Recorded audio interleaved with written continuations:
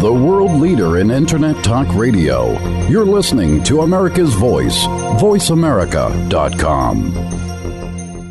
Et je suis une technicienne comptable accréditée avec l'IPBC. Je suis membre du conseil d'administration depuis l'automne 2014 et cette année dernière, j'étais votre vice-présidente. J'habite à Gatineau, Québec, où je gère ma propre entreprise de tenue de livres. Good afternoon, everyone. For those of you who don't know me, my name is Tracy Lampron.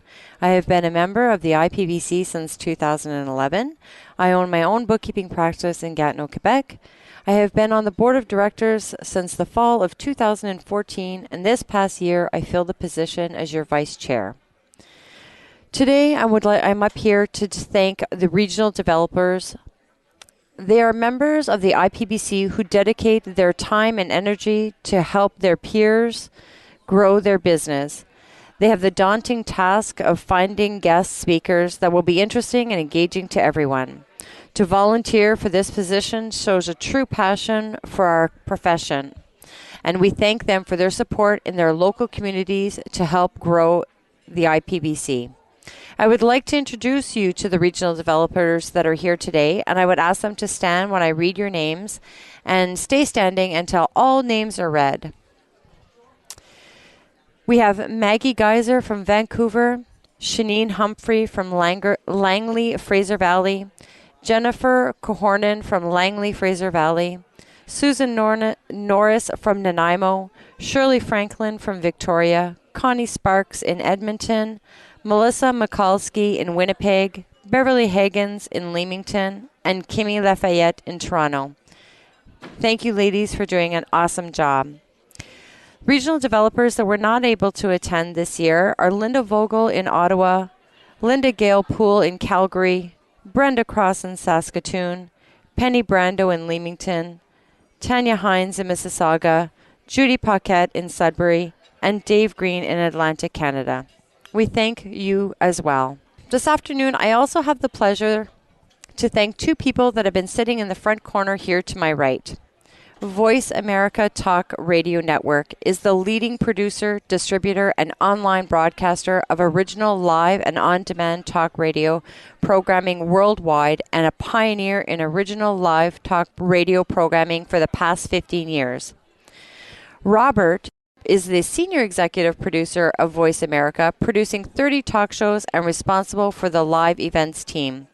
Robert travels the world but calls Cave Creek, Arizona, home of cowboys and caviar home. Randy has been with Voice America for the past 9 years. He was hired right out of high school as a board engineer and is now the production manager and travels mostly within Canada and the U.S. Randy lives in Ahwatukee, Arizona, and is the proud father of two with one on the way, possibly while he's here at IPBC. Thank you, Robert and Randy, for taking part of IPBC Ignite 2016. We truly appreciate your support.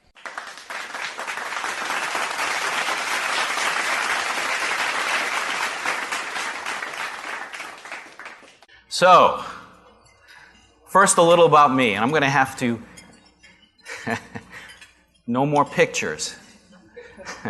I'm going to move over here a little bit because I wanted, and I've got some little gifts here for people too. I love audience participation, good questions, anything that you want to talk about, anything you want to ask me, feel free to do so. I have this little thing, I don't know exactly, there's a funny looking guy on the front, but it does say something about enjoy a drink on us. So I think that might be of value, of course, for tomorrow night's gala event. So we have drink coupons.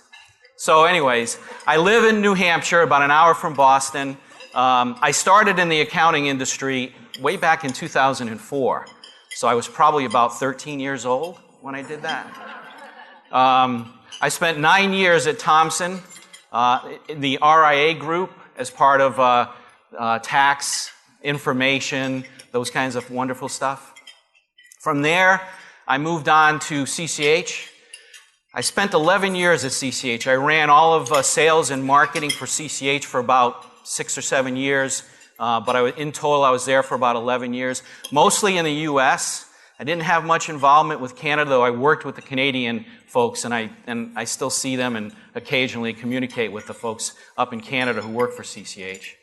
Then I spent a couple years at Intuit working with the top 500 accounting firms before coming over to Sage in August of 2015 to do what I'm doing today. So basically, more than 20 years of experience working with accounting professionals like yourself in various capacities. One of the most favorite things I do is coming to conferences and talking to you folks and listening to what you have to say. So please, now that you know who I am, come and talk to me. I enjoy golf, skiing, and boating. I'm a huge Boston Red Sox fan. Sorry, Toronto. What timing? I couldn't have done it. I couldn't have planned this any better. I'm also a New York Giants fan, which is kind of odd being in Boston area. And of course, an avid fly fisherman. Just took this picture last week in Utah, Green River, 21-inch brown trout. Awesome. I'm headed to Jackson Hole in a couple of days to do some more of that. So once our fiscal year ends. So anyways, a little bit about my team. We are truly the new Sage Accountant Solutions team. We are now more than 50 strong, focused only on accounting professionals. I'm looking at adding 20 more heads, 20 more people over the next several months just to help support the end-to-end migration for you and your clients. A lot of what we do today is working with you, but we're putting bodies in place to actually do the work for you so you don't have to do the work when you're migrating clients to one of our solutions. 2 primary locations in North America, right here in Richmond, not far from where we are right now, and Atlanta, which is now our North American headquarters. And something new that we introduced at Sage Summit, a solution for every client that you might have, but also we're talking about a different way of looking at your clients, from startup to scale up to enterprise. And when you're talking startup, you could have a client in startup for several months, several years, but they have to be somewhere. They're either starting their business, trying to get profitable, they're growing their business, scaling up to be bigger than they are right now, or they're already at the enterprise level. And we have solutions on either side of that spectrum. We have hybrid solutions, which is our Sage 50 Cloud product, 100, 300 Cloud product, and we have total cloud-only solutions in Sage 1, Sage Live, and X3. So how do we work with you? We have local sales reps, we have inside sales reps, we have customer support people, we have accountant advocates, we have product specialists, and we have customer success coaches. So if you need help, if you have a question, we have a myriad of people who can help you, as well as those of us here today. We haven't reduced the number of people we have to support the accounting professionals. We've increased it. So please, if you have a question, if you need support, if you wondered what happened to someone that you used to work with, come to us. We'll give you someone else who is obviously there to help you as well. So today's journey, I'm going to talk. I've got a little bit of leeway in terms of how fast or how slow I can go. Yes. Do you have any satisfaction ratings on your support services to professionals? Yeah, we do what we call NPS scores and those come out all the time on our ability to support our customers. And right now, our NPS scores in North America, especially in Canada, are the highest in the country for overall support with our customers. But good question. Thank you. Yes. Oh, you just want a drink coupon. I do. When I call for support, am I calling someone in Canada or in the U.S.? You could be calling in either location. So if I have a tax question that's Canada related, how is the guy in the U.S. going to know the answer? We'll route you to the right person. Okay. Yeah. through the typical crazy dial 3 for this. Yeah, I know. But that's the only way we can do it. We have to make sure we get the right person on the line for you. Absolutely. All right, so today's journey, we're going to talk about the future is now. I'm going to talk about the future is now. This is something that we've been talking about, firm of the now and those kinds of things. We're going to talk a little bit about future of the professions. I'm going to bring up my colleague Ed Kless, and we're going to give you a glimpse of what we did at Sage Summit with an author named Daniel Susskind. And then we're going to finish up talking a little bit about partnering with Sage. So I think it'll be interesting. You may agree, disagree with things that I say. I'm absolutely ready to talk anytime about what's on your mind. So the future is now. I couldn't resist to put this in here. I don't know if he's in the room. Is he? Hey, Ron, are you in the room? Because I got to get your autograph.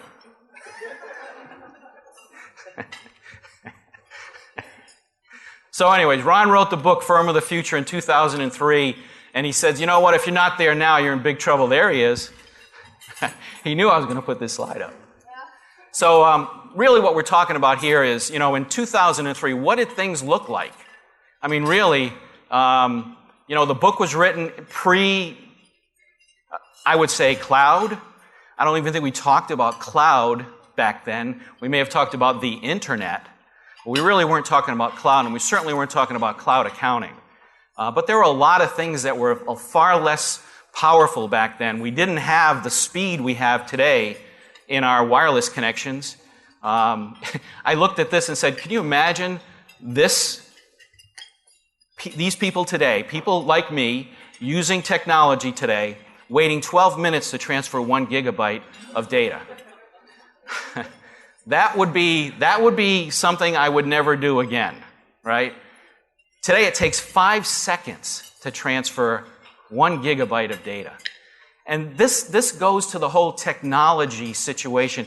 It's only going to continue to evolve and get more and more powerful.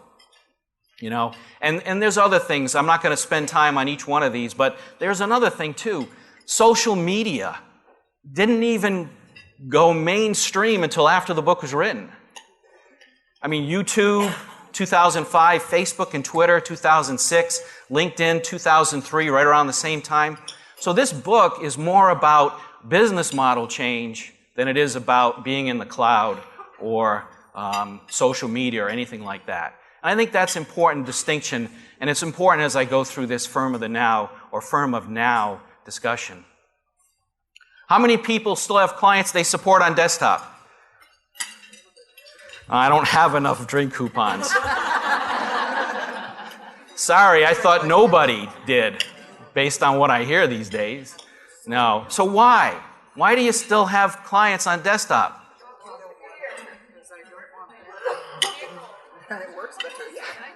Yeah. So one at a time. Sure. Well, I don't think the accounting software online is quite as sophisticated still. You got one of my 5. I'm not going to give up the answers until I get them all. What else? Not every client can use cloud accounting for, say, inventory purposes. I mean, they may have a really lousy internet connection where they are? They don't like the security. They sure don't like the security. What else? Thank you. Functionality, desktop still superior?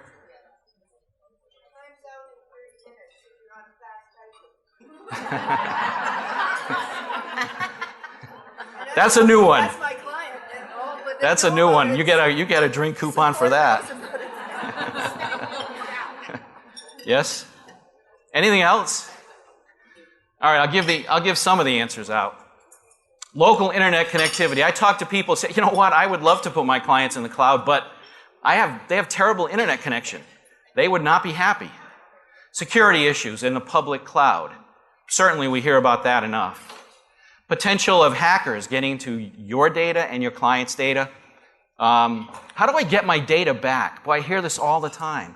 So if I choose to leave, how do I get my data? Who owns the data? That's a question we get all the time. And one I hadn't heard before, but I was reading through some information, and some people are actually worried about the cloud accounting company going out of business. What happens then? So there's a lot of reasons why it's practically impossible. You know, I've heard from thought leaders that, you know, by 2000, I think it was 3-4 years ago, in 5 years, all desktop will be gone. You know, these prognosticators. Good thing they don't get paid on those predictions, because it's not gone, and there's reasons why it's not gone. It's not that there's a problem with the cloud. It's not for everybody yet. So, and that's fine. You should be doing what's best for your client. But all we hear about is the cloud. All we hear about is the cloud. And that's all. I have a whole team of people. All they do is sell cloud solutions. So they're probably wondering, what's he going to say next? But it's true. It's all we talk about is the cloud. But if you think about how many new vendors are in our space that are cloud only, look at them all. Now, how many new vendors do we have in our space that are desktop only? Anybody answer that? None. Boy, you're going to have a fun time tomorrow night. None. Nobody's coming into this space to sell desktop solutions in the accounting industry. And that's why a lot of the talk is around the cloud. When we look at the cloud, when I look at the cloud, I don't look at the cloud as a strategy. Please, if someone says, what's your cloud strategy? Cloud is not a strategy, it's an enabler. It'll enable you to build a strategy. And that strategy has to include potential business model change as well. You know, we'll talk about it some more, but time versus, you know, price, hours, time sheets, all of that stuff is an inhibitor to what you want to be with your clients if you want to be an advisor to your clients. They won't want to pick up the phone and call you every time they have a problem if they're going to get charged by the hour every time they pick up the phone and call you. It also enables collaborative accounting, which allows you to share data with your clients. And the cloud is an enabler to allow that to happen. It gives you business insight 24/7. Again, not a strategy, an enabler. It allows you to move from more of a compliance-oriented work with your clients to more reliance. You want them to be more reliant on you as their advisor. Notice I said advisor twice, and I never said trusted advisor. I hate that. You are all trusted. How many people have clients that don't trust you? Who said that? Who said they wouldn't be a client? Exactly. They wouldn't be your client if they didn't trust you. You are all trusted advisors. Can I get an amen? You are all trusted advisors. You don't need to become a trusted advisor. What you would want to consider, though, is why not be a strategic advisor? Be more of a strategic advisor to your clients.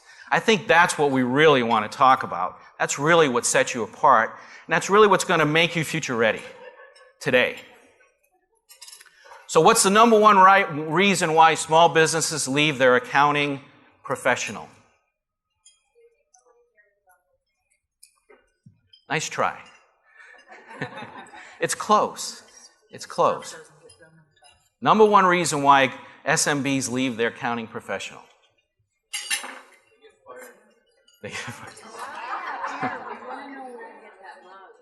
Oh yeah? I like that mug.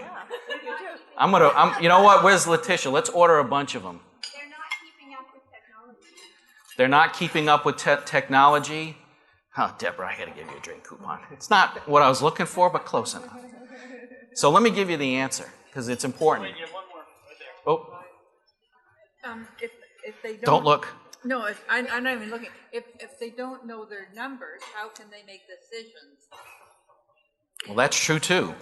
But actually, the number one reason why small businesses leave their accounting professional is because they don't give proactive advice, only reactive service.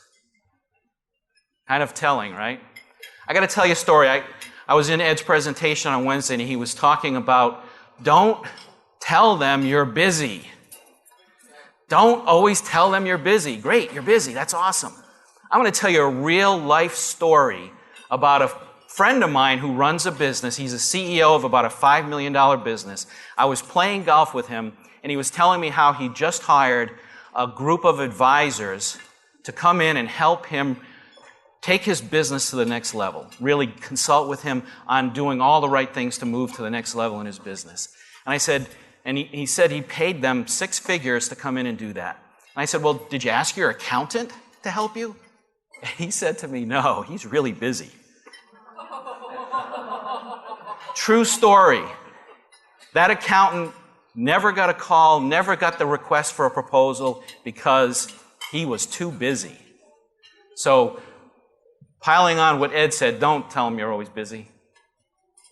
So a good friend of mine and someone I've worked with for many years is Gary Boomer, who is Boomer Technology. I think Gary wrote an article back in December of last year talking about what is the firm of today, the firm of now, which will continue to be successful and future ready.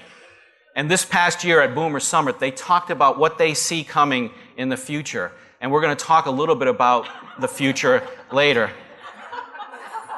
What? How much money did you make? Send it to us. Oh, that. See, this is going to be simple. We're going to make things simple. This is the new, let's face it, tax is going to be Uberized sooner or later, right? So anyways, no, I'm just kidding. So I kind of like that too. So a couple of things on this. The shrinking of compliance work, that's why I put that image up there.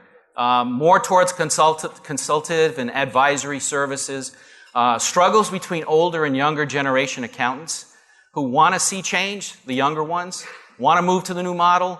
CPA firms and accounting professionals will be less reliant for revenue from their more traditional services and more as they more and more get commoditized.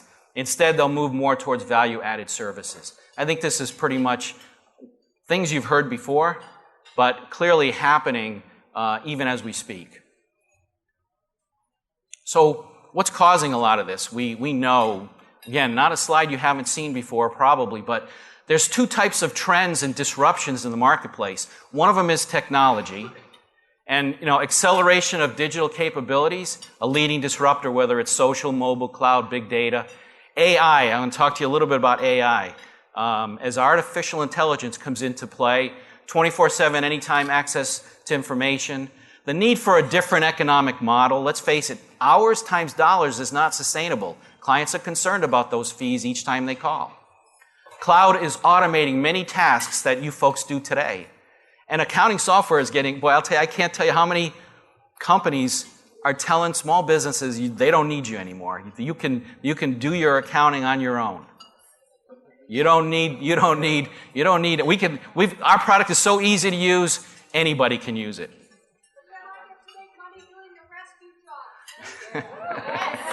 There you go. That is true. But if you look at some of these companies up there that have been major disruptors, did they use any new technology to become a major disruptor? Is any of the technology they're using now things that they created and nobody else has? No, really.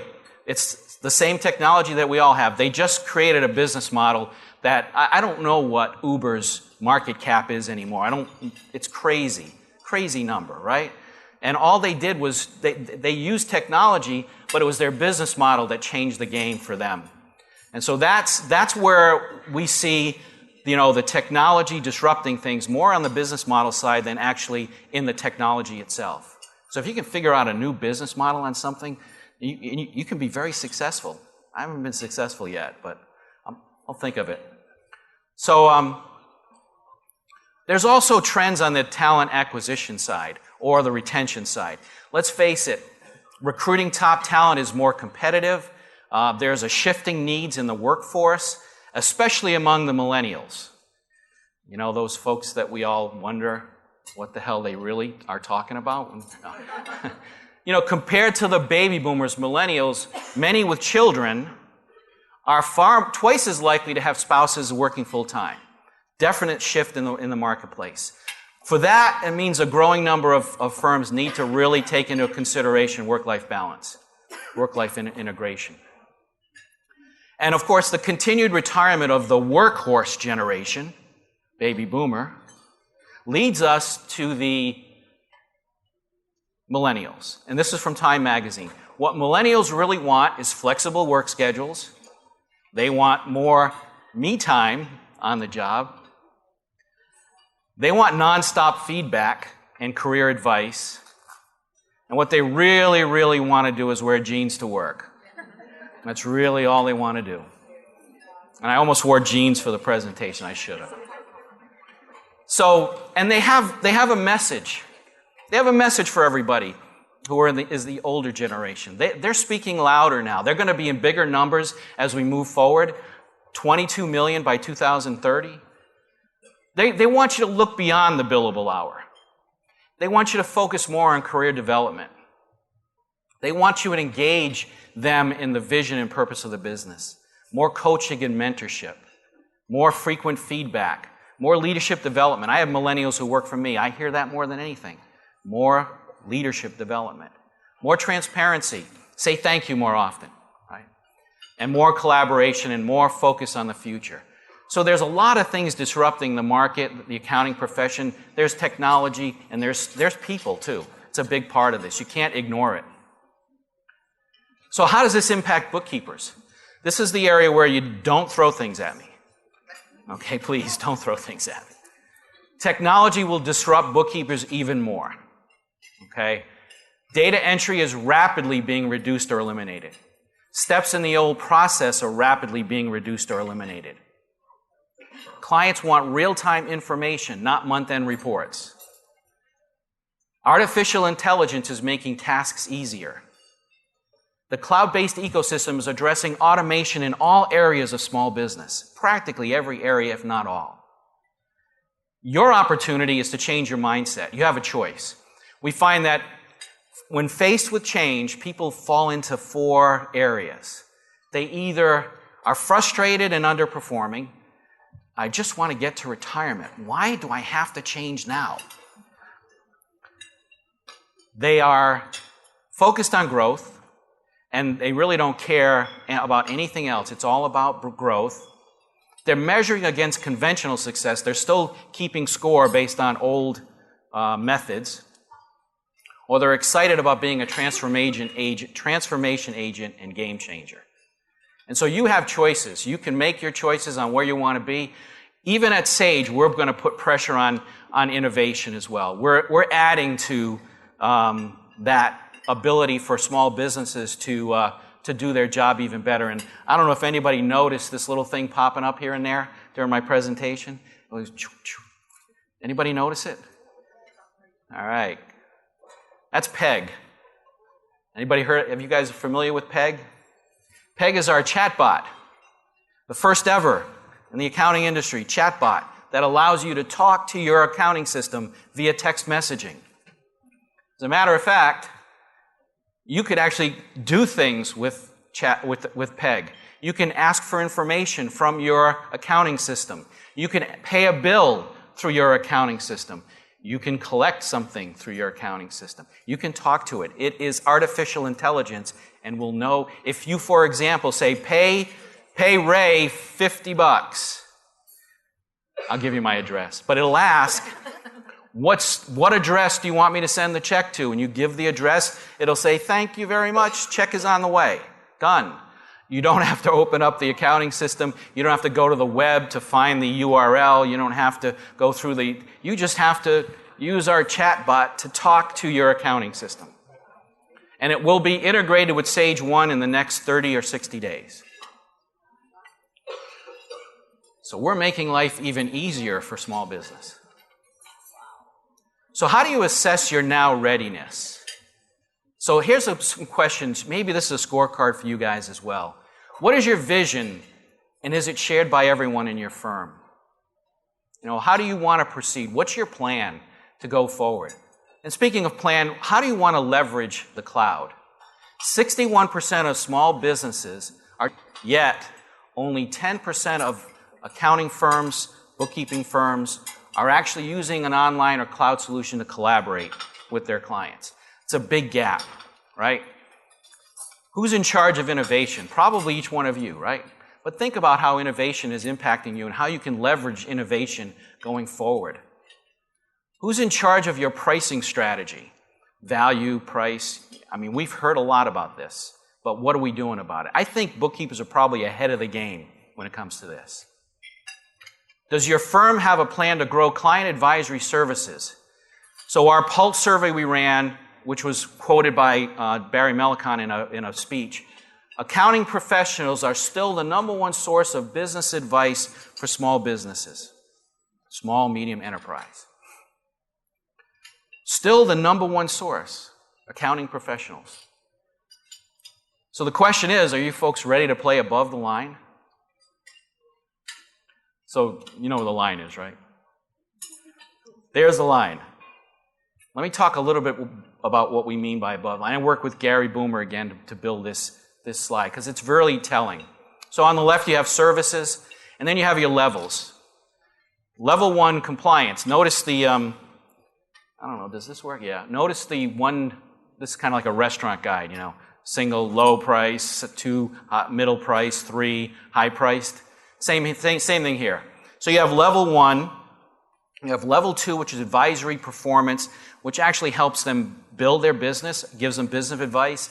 And then the third level is strategic advisory services. You're helping them really grow their business and move to the next level. You're involved with a lot of different things. You may be involved with strategic planning, succession planning, M&A, that type of thing. What we find, though, is most accounting professionals really are technical advisors today. They're great at looking in the rear. Well, you guys are great at looking in the rear. We talked about it the other day. In order to get to the advisory stuff, you have to have the right data. You have to have the right information. You are flawless on nearly when looking in the rearview mirror. You get the data right. You do. And you are therefore a technical advisor. To play above the line, you got to go kind of looking more out the front window of the car. What's going to happen next? How can I help my client become more of a business advice, become more of help them with more business advice and help them run their business better. And then when you get to the next level, you're talking strategic advisor. That's a theme today. Not a trusted advisor, you are trusted. A strategic advisor. Foresight, progress. Insight, progress. Hindsight, perfection. Level 1, level 2, level 3. What we find, as I mentioned, is you folks live down here a lot, and you make random visits into the consulting area above the line. And I think what we're seeing is a need for this profession to start looking at more ways to play above the line. I asked Joe Woodard to give me a comment on what does he think bookkeepers should be looking at this point. And he said, you know what, bookkeepers need to make a huge investment in intellectual capital, expanding their subject matter expertise in being able to analyze financial analytics, measurements, operations, and management. Again, playing above the line. This is where the big opportunity exists.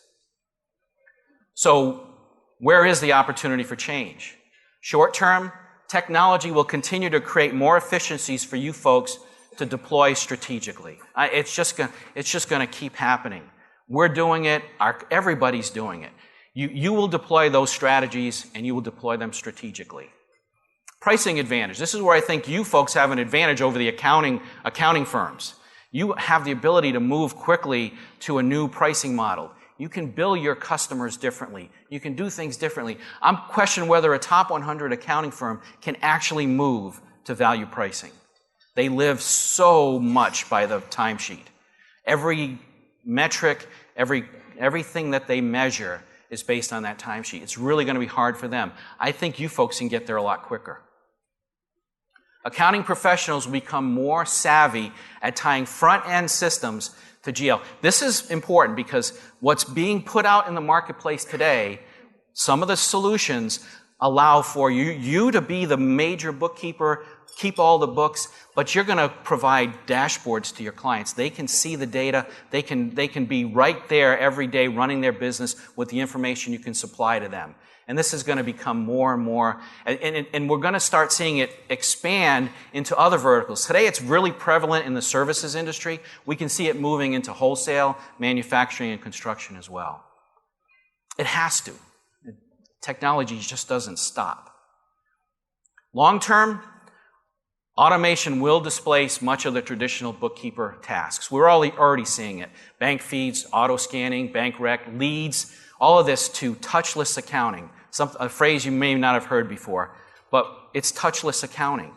What we're seeing is the ability for things just to happen without you having to go into the system and make them happen. Touchless accounting is the future. Bookkeepers will need to use business analytics products like Sage View and Sage Intelligence to really help them deliver more value to their clients.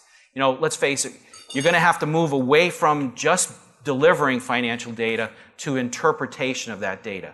Real-time, always-on accounting data and dashboards. BPO has become very, very popular in the U.S. I don't know if, I'm sure it's moving, it's popular, it will be popular if not already here in Canada. And what that means is, you do the bookkeeping for your client, they have the data, they have the information to run their business.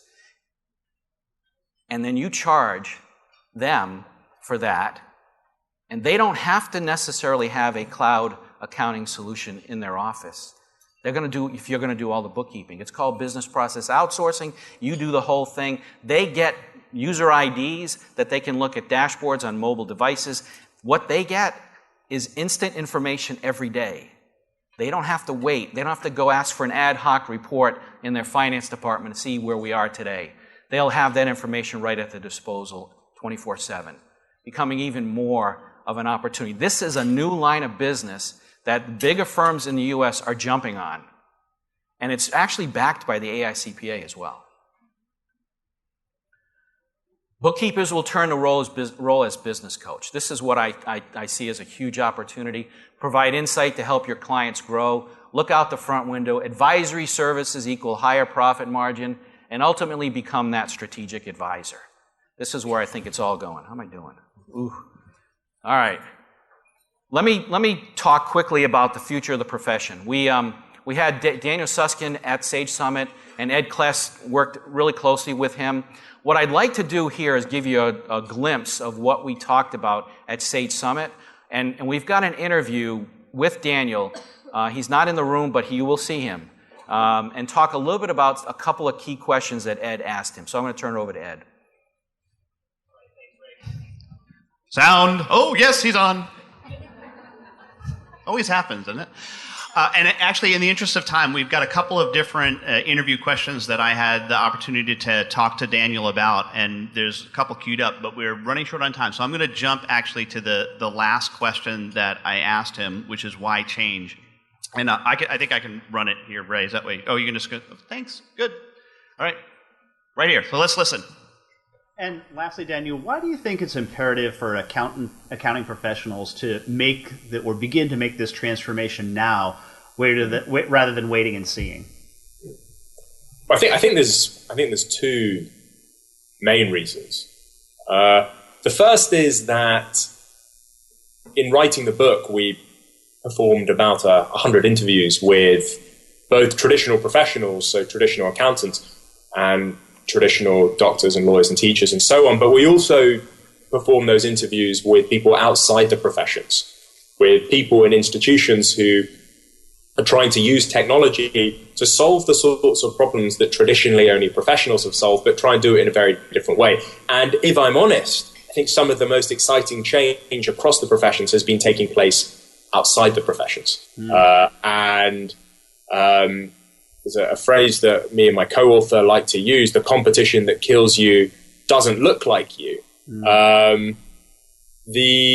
think for most professions, the real threat is coming from those outside the profession who aren't committed to a traditional conception of professional work and are using technology now rather than waiting to transform the way in which they work. So that's the first thing, just that there are already people outside the professions trying to solve the problems that you're solving using technology in different ways. The second is that, and this is probably the most important point, is that there is no finishing line in technology. The there's no sense in which people in Silicon Valley at the moment are sort of dusting their hands and saying, job done. Things aren't going to slow down. And delaying, I think, in light of that, in light of the fact that not only are things not only slowing down, but they are growing increasingly. And we spend time in the book trying to understand what's happening to technology. One of the interesting things is that we're seeing explosive growth in processing power, data storage capability, and bandwidth, and then in the capability of all these machines, their ability to perform lots of different tasks. This stuff isn't slowing down. And again, those who want to wait, I think, the longer that they wait, the more on the back foot they'll be. Great. Well, thanks. This has been fascinating stuff. Again, folks, the book is The Future of the Professions. I have my signed copy here. Thank you, Daniel, because of that. How Technology Will Transform the Work of Human Experts. Daniel, thanks for being with me. Thank you very much for having me. I think this is just a fascinating phrase, this notion that the competition that kills you doesn't look like you. And I think that's something that we all have to take into account. And the book is brilliant, so I highly recommend that you do this. We will make all 5 parts of this interview that I did with Daniel available to you so that you can read through it and digest it in the 5 different segments, and I'm happy to have conversations with you about it. Just one quick thing, just happenstance. Ron Baker and I happen to be doing a workshop on the future of the professions with a group of mostly mid-market partners from Sage in Niagara Falls, Canada. Woo! Sorry, that's Horseshoe Falls, sorry. And I was getting my translation right then. And it is in October. So if you're interested, I've got a couple of flyers on that. But I think really the important thing is to note that what kills you doesn't look like you. And that's the thing I think we all have to keep in mind. So read the book. We'll talk about the interviews. Ray, back to you because we got a couple more things we want to talk. All right, I purposely put this up so you guys could take a look at this because this just happened. I don't know if you noticed this big news flash came over this morning. You guys reading the newspaper? It's here. Today, accounting services become on-demand and commoditized. Traditional firms are going out of business because they can't attract clients via traditional means. The firms that survive are now going to be forced to go online in a marketplace to actually sell their services. Clients have no reason to be loyal anymore. They can hire a new accountant with just the tap of an iPhone. Good, stable jobs are being harder to find for accountants, and now chaos is ensuing. It's really bad. The future is now. That isn't happening yet. But believe me, as the same thing that Daniel said is kind of what Barry Mellicon said as well. If you think your competition is the CPA firm down the street, you're missing the real threats. It's not even close. Competition is no longer defined by the traditional ground rules. Uberization, there's companies out there, they're trying to Uberize accounting because they can. It's going to be hard for them to do it, but they're out there. And you know what? They're not going to go away. We didn't review the slide from Daniel on think tasks, not jobs, but think about this for a second. Don't think in terms of jobs. Think in terms of the tasks that you do. Because some of those tasks will be eliminated by robots, AI, technology. They'll be commoditized. We won't need accounting professionals to keep score anymore. We will need their knowledge and insight to help small businesses grow. Embrace that personal touch over just straight up bookkeeping. Because what makes an accounting professional great is that effectiveness with compliance, getting it right every time. What makes them great is offering business advice to their small, medium clients and offering that capability for consulting. That's what makes the accounting professional great.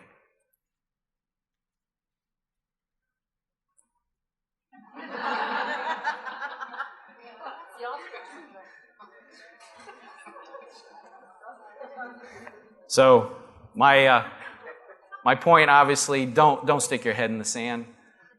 That you don't want to expose your butt. So moving on quickly, I know I've only got a few minutes. So let me talk a little bit about what we're building to partner and help you folks. We're putting together a new partner program for accounting professionals.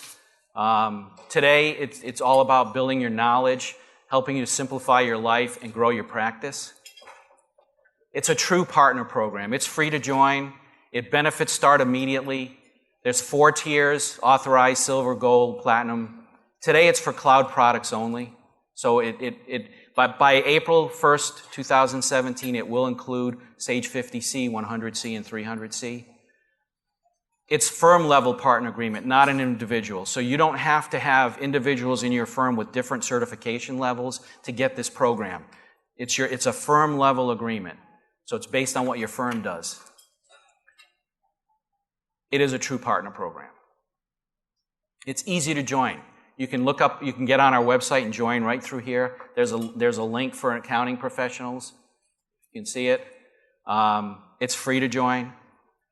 We have a partner portal. There's Peg again. I like Peg.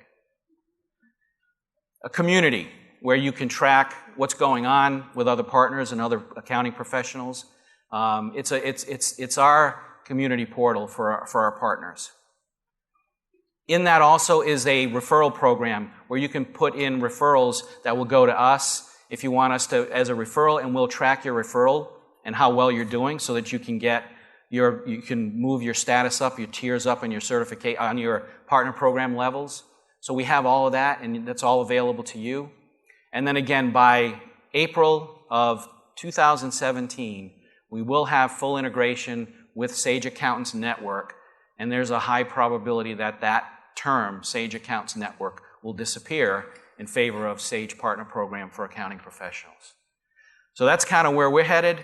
In the end, we're looking at more technology. We now have a Sage Integration Cloud, which makes it easier for you to connect to app companies and others. Just check a box and you're there.